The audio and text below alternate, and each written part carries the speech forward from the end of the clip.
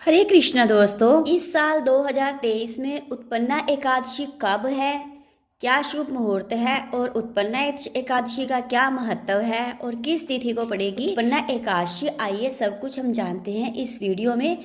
तो इसलिए वीडियो को स्किप बिल्कुल भी ना करें, पूरी वीडियो को देखें और हो सके तो प्लीज़ चैनल को सब्सक्राइब करें और वीडियो को लाइक जरूर किया कीजिए और वीडियो को अपने सभी फ्रेंड्स के साथ शेयर भी किया कीजिए। उत्पन्ना एकादशी के दिन व्रत रखकर विधि विधान से पूजा करने पर जगत के पालनहार की असीम कृपा प्राप्त होती है। इस दिन व्रत करने से श्री हरि विष्णु के साथ धन की देवी माँ लक्ष्मी भी प्रसन्न होती है। माघ शीर्ष यानी अगहन माह के कृष्ण पक्ष की एकादशी को उत्पन्ना एकादशी कहते हैं। सभी एकादशियों की तरह उत्पन्ना एकादशी भी श्री हरि विष्णु को समर्पित है। यह एकादशी बहुत खास मानी जाती है। इस एकादशी के दिन व्रत करने से व्यक्ति के पिछले जन्म के पापों का भी नाश होता है और उसे मुक्ति मिलती है। उत्पन्ना एकादशी के दिन व्रत रखकर विधि विधान से पूजा करने पर जगत के पालनहार की असीम कृपा प्राप्त होती है। इस दिन व्रत करने से श्री हरि विष्णु के साथ धन की देवी माँ लक्ष्मी भी प्रसन्न होती है। ऐसे में चलिए जानते हैं कि कब रखा जाएगा उत्पन्ना एकादशी का व्रत। माघ शीर्ष माह की उत्पन्ना एकादशी की तिथि की शुरुआत 8 दिसंबर 2023 को सुबह 5:06 पर हो रही है। इसका समापन 9 दिसंबर 2023 को सुबह 6:31 पर होगा। ऐसे में उत्पन्ना एकादशी का व्रत 8 दिसंबर को रखा जाएगा। व्रत के पारण का समय होगा 9 दिसंबर 2023 को दोपहर 1:15 से 3:20 तक। उत्पन्ना एकादशी व्रत की विधि क्या है?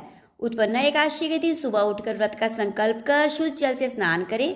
इसके बाद धूप दीप नैवेद्य आदि 16 सामग्री से भगवान विष्णु की पूजा और रात को दीपदान करना चाहिए। इस एकादशी पर रात में भगवान विष्णु का भजन कीर्तन करना चाहिए।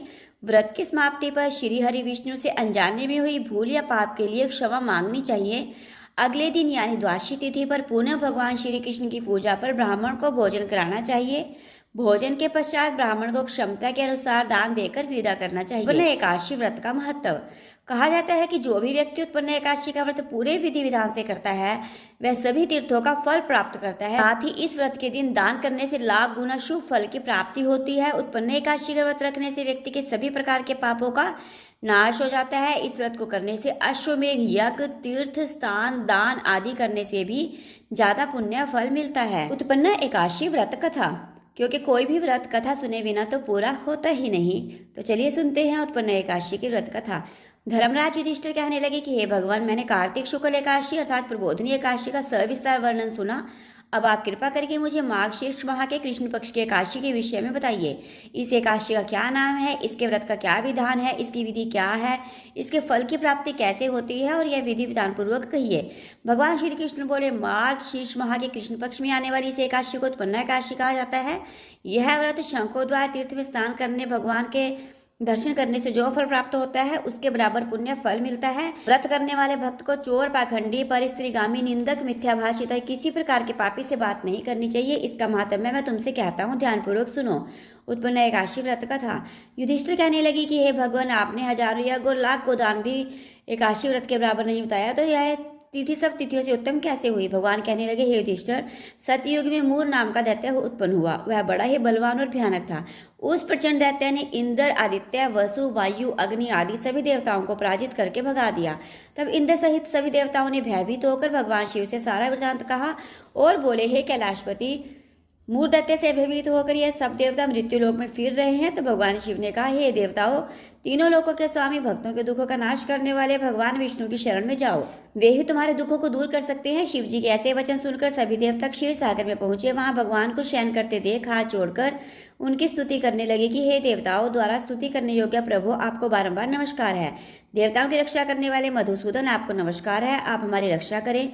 दैत्यों से भयभीत होकर हम सब आपकी शरण में आए हैं। आप इस संसार के कर्ता, माता पिता, उत्पत्ति पालन करता और संहार करने वाले हैं, सबको शांति प्रदान करने वाले हैं। आकाश और पाताल भी आप ही हैं। सबके पितामह ब्रह्मा, सूर्य, चंद्र, अग्नि सामग्री, होम आहुति, मंत्र तंत्र, जप यजमान यज्ञ कर्म करता भोक्ता भी आप ही हैं। आप सर्वव्यापक हैं, आपके सिवा तीनों लोकों में चर तथा अचर कुछ भी नहीं है। हे भगवान, दैत्यों ने हमको जीतकर स्वर्ग से भ्रष्ट कर दिया है। हम सब देवता इधर उधर भागे भागे फिर रहे हैं। आप उन दैत्यों से हमारी रक्षा करें। इंद्र के ऐसे वचन सुनकर भगवान विष्णु कहने लगे, हे इंद्र, ऐसा मायावी दैत्य कौन है जिसने सब देवताओं को जीत लिया है? उसका नाम क्या है? उसमें कितना बल है? किसके आश्रय में है तथा उसका स्थान कहाँ है? मैं सब मुझसे कहो। भगवान के ऐसे वचन सुनकर इंद्र बोले, भगवान, प्राचीन समय में एक नाड़ी जंक नामक एक राक्षस था। उसके महापराक्रमी और लोक विख्यात मुर नाम का एक पुत्र हुआ। उसकी चंद्रावती नाम की नगरी है। उसी ने सब देवताओं को स्वर्ग से निकालकर वहां अपना अधिकार जमा लिया है। उसने इंद्र, अग्नि, वरुण, यम, वायु, ईश, चंद्रमा, नैऋत आदि सबके स्थान पर अधिकार कर लिया है। सूर्य बनकर स्वयं ही प्रकाश करता है, स्वयं ही वेग बन बैठा है, सबसे अजय है। हे असुर निकंदन, उस दुष्ट को मारकर देवताओं को अजय बनाइए।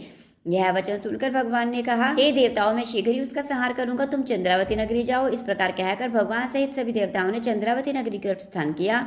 उस समय जब दैत्य मुर सेना सहित युद्ध में गरज रहा था, उसकी भयानक गर्जना सुनकर सभी देवता भय के मारे चारों दिशाओं में भागने लगे। जब स्वयं भगवान रणभूमि में आए तो दैत्य ने उन पर भी अस्त्र शस्त्र आयुध लेकर दौड़े। भगवान ने उन्हें सर्प के समान अपने बाणों से बीन डाला। बहुत से दैत्य मारे गए, केवल मुर बचा रहा। वह अविचल भाव से भगवान के साथ युद्ध करता रहा। भगवान जो जो भी तीक्ष्ण बाण चलाता वह उसके लिए पुष्प सिद्ध होता। उसका शरीर छिन्न भिन्न हो गया, किंतु वह लगातार युद्ध करता रहा। दोनों के बीच मल युद्ध भी हुआ। 10,000 वर्ष तक उनका युद्ध चलता रहा, किंतु मुर नहीं हारा। थककर भगवान बद्रिकाश्रम चले गए। वहां हेमवती नामक सुंदर गुफा थी।